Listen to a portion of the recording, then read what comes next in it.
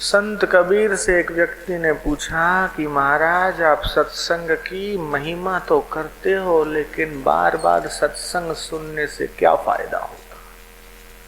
आप तो नित्य सत्संग करते हो और हम लोग अपने संसार का कार्य छोड़कर रोज रोज सत्संग में क्यों आए? तो संत कबीर ने एक हथौड़ा उठाया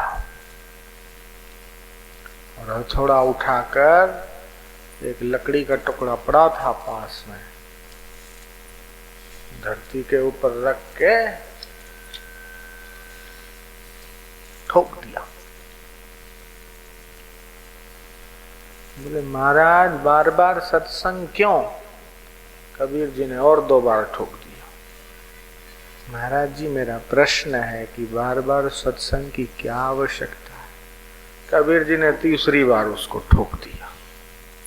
बोले मैं तो तेरे को 3 बार जवाब दे चुका, तू समझा नहीं तो मैं क्या करूं? बोले महाराज हम तो गांव के लोग हैं, मूर्ख हैं, अज्ञानी हैं, आपकी बात समझ नहीं पा, कृपा करके समझाओ तो मेरा अहोभाग्य होगा। कबीर जी बोलते हैं जैसे लकड़ी का टुकड़ा था, इसकी क्या कीमत थी, इधर उधर कभी कोई भी ले जाता, कोई भी जला डालता। अब मैंने इसको गाड़ दिया, इसका वजन तो कुछ भी नहीं, लेकिन इसको गाड़ दिया। 1 बार 2 बार 5 6 बार 7 बार ठोक के इसको गाड़ दिया, तो ये अब धरती में फिट हो गया। अब बकरी बांधो, गाय बांधो, भैंस बांधो, ऊंट बांधो, बैल बांधो, ये खुद भी नहीं हिलेगा और उसको भी बांध लेगा। ठीक उसी प्रकार बार बार सत्संग करने से और सुनने से अपना मन रूपी जो खूंटा है उसको जमदूत उठा के जलाएगा नहीं, और ये भगवान में ऐसा फिट हो जाएगा कि महाराज वो खुद भी तरेगा, दूसरों को भी तारेगा। मन एव मनुष्याणाम कारणम बंध मोक्षयो, ये जो मन है ना वही बंधन का और मुक्ति का कारण है। शुभ कर्मों में लगा हुआ मन, शुभ कार्यों में लगा हुआ चित्त, दैवी कार्यों में लगा हुआ जीवन, तो मनुष्य आप ही अपना मित्र बन के अपने आप को संसार सागर से तार ले, नहीं तो आप ही अपना शत्रु बने। बीड़ी पिए, सिगरेट पिए, अरे रेल का इंजन है क्या, धुआं निकाल रहा तू?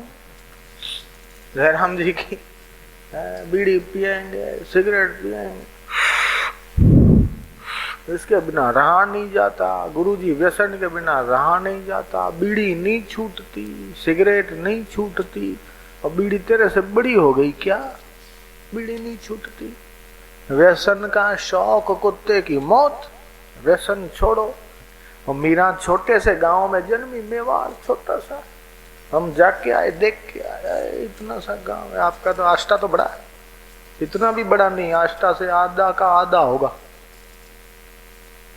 बड़ा गांव नहीं है। छोटे से गांव में जन्मी मीना वर्ल्ड फेमस हुई है, किसके प्रभाव से? भक्ति के प्रभाव से। भगवान की भक्ति ने विश्व प्रसिद्ध बना दिया। और कई जो गायक लोग हैं मीराबाई के लिखे हुए भजन गाते हैं, ऐसी लागी लगन मीरा हो गई मगन, वो तो गली गली गली गली गली गली हरी गीत गाने लगी, वो तो महलों पली बन के जोगन चली, मीरा रानी दीवानी कहाने लगी। लाओ 50,000। 2 घंटे 1.5 घंटे 2.5 घंटे भजन गाते हैं और 50,000 लाख 1.5 लाख 2 लाख रुपया कमाते।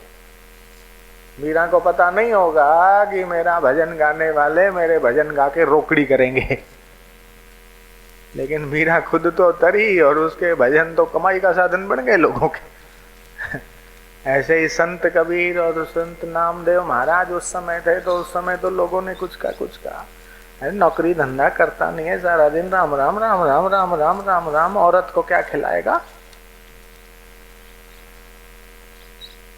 तो तुकाराम महाराज की पत्नी थी वो जीजाई, ऐसी झगड़ालू की तौबा तौबा तौबा तौबा। सुबह भी सुनावे ने शाम को भी सुनावे, गालियां दे। अब वो सारी गालियां तो मैं क्या माइक में बोलूं, अच्छा नहीं लगे।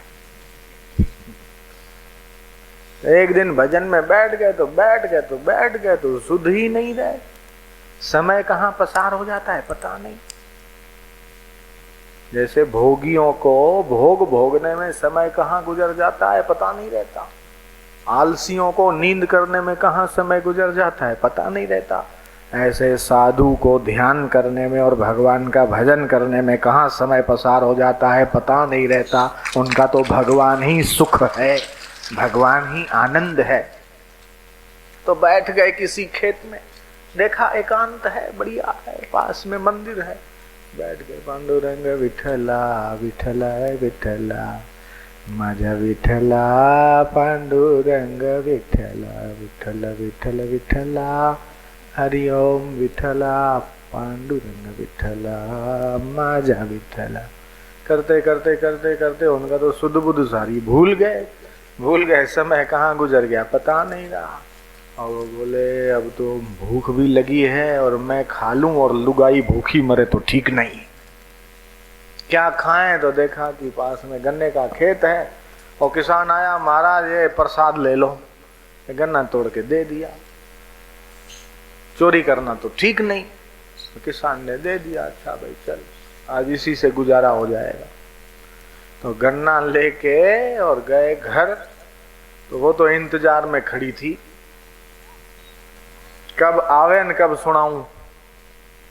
जो गए, इधर आओ, ये बहुत अच्छा लाए हो खाने पीने का, इससे पिटाई होगी तुम्हारी आज।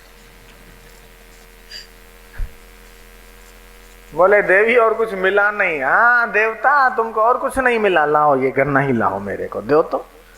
और दे के वो जो गन्ना था, गन्ना जोर से ठोका पीठ पे, और इतना जोर से ठोका महाराज कि वो एक गन्ने का टुकड़े के 2 टुकड़े हो गए।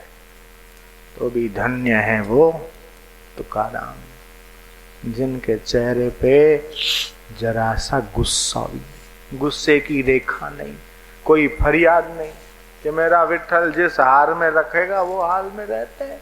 न खुशी अच्छी है न मलहाल अच्छा है, यार तू जिसमें रख दे वही हाल अच्छा है।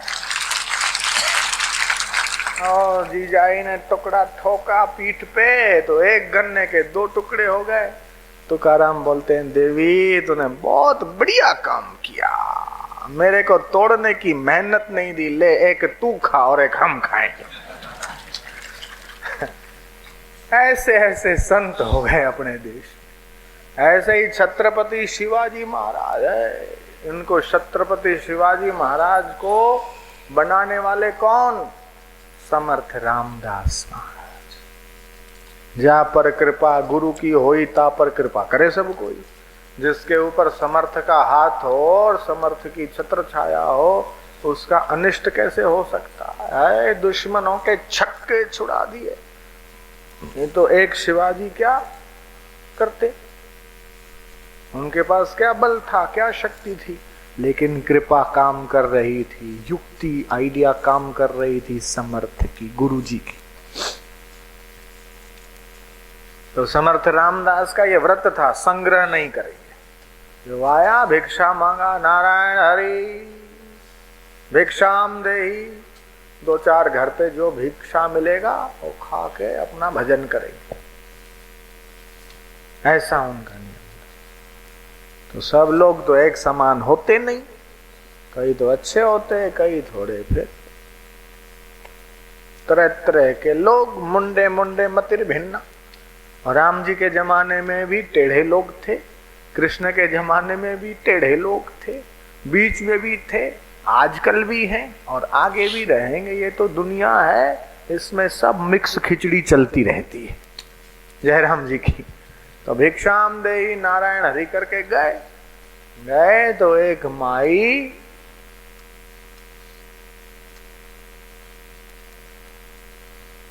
बरामदे में लिपा कर रही, लिपाई बोलते नहीं यार, लिपन, लिपाई कर रही थी। तो जिस टुकड़े से वो गोबर की लिपाई कर रहे थे, भिक्षाम देही नारायण हरि, ये ले तेरा नारायण हरि, यूं करके वो टुकड़ा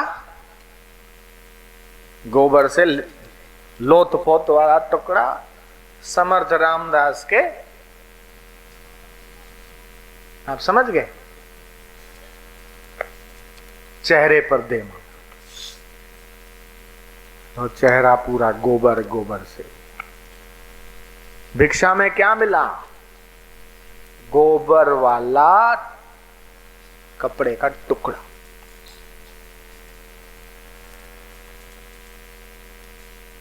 कहां तो राजा के गुरु हैं, समर्थ रामदास कोई छोटी मोटी हस्ती है, संकल्प करें वो हो जाए, रिद्धियां सिद्धियां हैं। लेकिन कई महापुरुष अपनी शक्तियों को प्रकट नहीं करते, छुपा देते हैं। जैसे कछुआ अपने अंगों को छुपा देता। कोई आता है तो कछुआ कैसा हो जाता है, फिर कोई नहीं होता तो फिर चलता है, फिर कोई आता है तो कैसे सिकोड़ लेता। जो बड़े बड़े खाली चमत्कार दिखा दें वो ही बड़े संत, ये कोई जरूरी नहीं।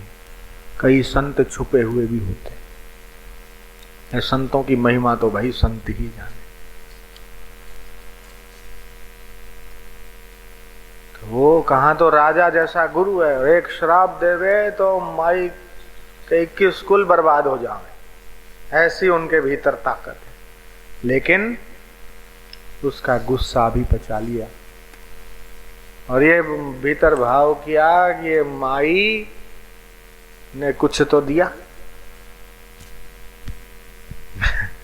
रोटी नहीं दिया, चावल नहीं दिया, आटा नहीं दिया, और फल या सब्जी नहीं दिया, कुछ तो नहीं दिया, लेकिन ये गोबर वाला टुकड़ा तो दिया। उन्होंने वो जो टुकड़ा था वो प्रेम से उठा लिया, चेहरा पानी से धो लिया, गए अपनी कुटिया पे जहां निवास था वहां, उस कपड़े को धो के और सुखा दिया। सूख गया तो उस कपड़े के छोटे छोटे टुकड़े बना दिए, उस बातियां बना दी, बातियां दिया था उसमें वो छोटे छोटे टुकड़े को दिए में डाल के उसका रोज दीपक जलाया और ध्यान में बैठे। ध्यान में बैठते वक्त भगवान से बोले, हे भगवान, जैसे ये बाती जल रही है ऐसे ही तू उसके पाप जला दे, उसके दोष जला दे, उसका अज्ञान जला दे, उसके विकार जला दे मेरे प्रभु। ऐसी प्रार्थना कर। संत सहहि दुख परहित लागी। दूसरों के हित के लिए संत स्वयं का कष्ट सहन कर लेते। उमा संत की यही बड़ाई, मंद करत ते ही करत भलाई। कोई उनका नुकसान करे तो भी संत उसका मंगल उसका करे। लेकिन कलयुग की, और बापूजी ने नई चौपाई बढ़ा दी। सुना दूं कि बाद में फिर कभी कहो तो अभी सुना दूं। बापूजी ने नई चौपाई बनाई। उमा कली की यही बड़ाई। पहले वो चौपाई पक्की करो बच्चे, बोलोगे ना। उमा संत की यही बड़ाई, उमा संत की मंद करत ते ही करत भलाई। और अब नई चौपाई, वो भी जरा बोल लो। उमा कली की यही बड़ाई। कली मतलब कलयुग। उमा कली की यही बड़ाई। खावई रोटी करही लड़ाई। रोटी खा के इसका ये हुआ, उसका वो हुआ, फलाना ऐसा है, फलाना ऐसा है, फलानी यूं है, रे धमाधम झगड़े, रोटी खा के झगड़े। अमेरिका, लंदन, कनाडा, हम कई देशों में गए तो वहां हमने ये देखा कि लोगों को खाने की, पीने की, गाड़ी मोटर की कमी नहीं है। अधिक से अधिक पैसा खर्च होता है वकीलों के पीछे और दूसरे नंबर पे डॉक्टरों के पीछे। उससे तो अपना देश फिर भी ठीक है। अधिक से अधिक धनवानों का पैसा वकीलों के पीछे और डॉक्टरों के पीछे खर्च होता है। अपने भारत के एक मनोविशेषज्ञ डॉक्टर विदेश में गए तो उनसे हमारे जैसे किसी व्यक्ति ने पूछ लिया कि आप भारत छोड़ के यहां क्यों आए? तो उन्होंने कहा भारत में हमारा धंधा नहीं चलेगा, भारत में हमारा बिजनेस नहीं चलेगा। बोले क्यों? बोले भारत में तो सत्संग है, इतने मंदिर हैं, लोग गौ सेवा करते हैं, भगवान के प्रति श्रद्धा रखते हैं, संतों में आस्था रखते हैं, इसलिए उनको टेंशन नहीं होता, अपना खाते पीते भगवान का नाम लेके सो जाते हैं। लेकिन यहाँ खाते हैं पीते हैं, टेंशन, हाइपर टेंशन और चिंता में पच पच के मरते हैं। और इसीलिए मेरा धंधा यहाँ बढ़िया चलता है, क्योंकि यहाँ संत नहीं है, सत्संग नहीं है, भगवान का नाम नहीं है, संपत्ति तो है लेकिन सद्विचार नहीं है, सत्कर्म नहीं है, सद्भाव नहीं है। इसलिए लोगों का पतन है। तो अपने पास सद्भाव, सत्य प्रवृत्ति, सद्विचार का धन होना चाहिए। मैं पूछता हूं, विश्व के 183 देश में ऐसा कोई देश दिखाओ मुझे, विश्व के 150, पौने 200 जितने भी देश हैं, उन सारे देशों में ऐसा देश मुझे बताओ कि जहां हजारों हजारों लाखों की संख्या में बैठकर लोग सत्संग सुनते हो और इतनी शांति कि एक सुई गिरे तो भी आवाज आए। है कोई ऐसा देश? नहीं है, नहीं था, नहीं है, न होगा, जहां हजारों लाखों की संख्या में एक ही साथ बैठकर लोग भगवान की भक्ति करते हो, सत्संग सुनते हो। ऐसा देश नहीं है। इसलिए अपने भारत को एक जमीन का टुकड़ा मत मानो, ये भारत माता है। क्यों? क्योंकि ये सबको निभाता है। हिंदू भी निभ रहा है, मुसलमान भी निभ रहा है, ईसाई भी निभ रहा है, अनेक धर्म, अनेक संप्रदाय के लोग यहाँ पर निभ रहे हैं। ये कथा नहीं है, ये सत्संग है। मैंने कल भी अर्ज किया था, ऐसा अवसर बार बार आता नहीं है। कथा में उठना बैठना चलता है, सत्संग में उठना बैठना नहीं चलता। हवाई जहाज में तुम टिकट लो और बोर्डिंग कराओ और फिर बोर्डिंग चेक करवा दिया, फिर तुम कहो कि मेरे पिताजी मिलने आए हैं, मेरी बेटी मिलने आई है, बेटा मिलने आया है, मेरे अमुक फ्रेंड मिलने आए हैं, मेरे को जरा 2 मिनट जाने दो। बोले नॉट अलाउड।